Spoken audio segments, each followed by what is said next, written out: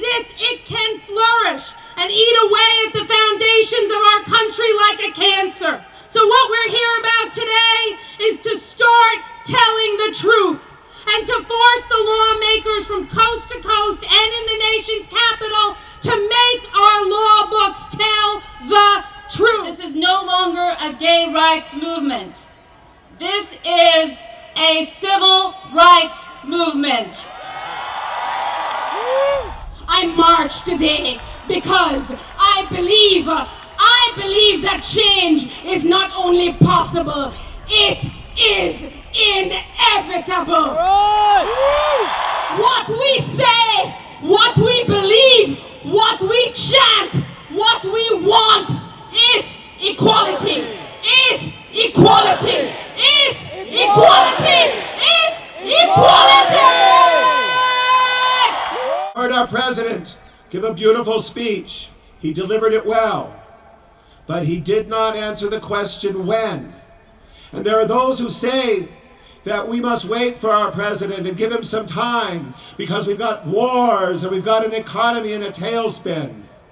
But we remember 8 years of peace and prosperity under another Democrat, a man named Bill Clinton, who went to our parties, who took our checks, who wrote flowery proclamations and gave some of us some great jobs. And what did we get out of that?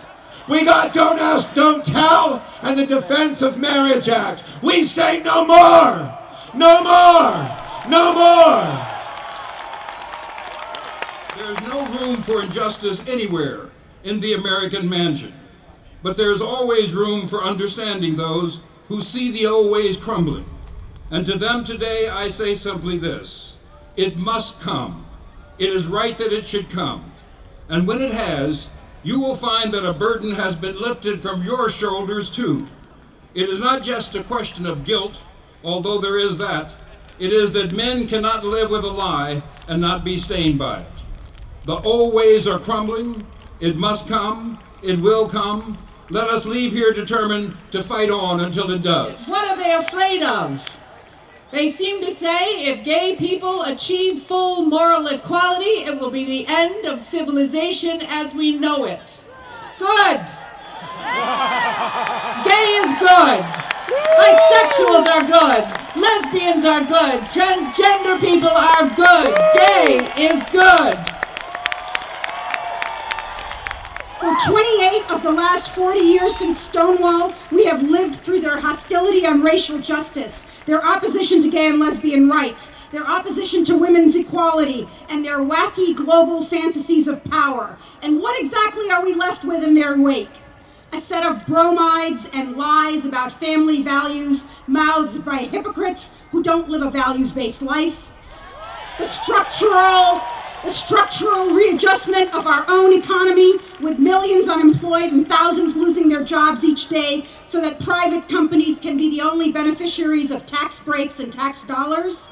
2 wars that must end, and a more unsafe and polarized world where the U.S. is disrespected. The mission of the LGBT movement in the 21st century must be the defeat of the right wing culturally and politically.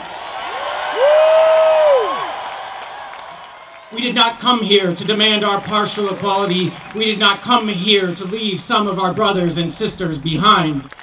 And to those who say wait, I say we can no longer wait to be treated equally under the Constitution while our lives are going by. We cannot wait for one more child to take his or her own life or to have it brutally taken from them. We are here today to tell the world that the love in our heart is beautiful, it is true, and it is strong. And now we must share that love. We must lift it up as a shining example of what is good, and we must never let ourselves be shamed for that love again. That day is gone, that darkness has passed.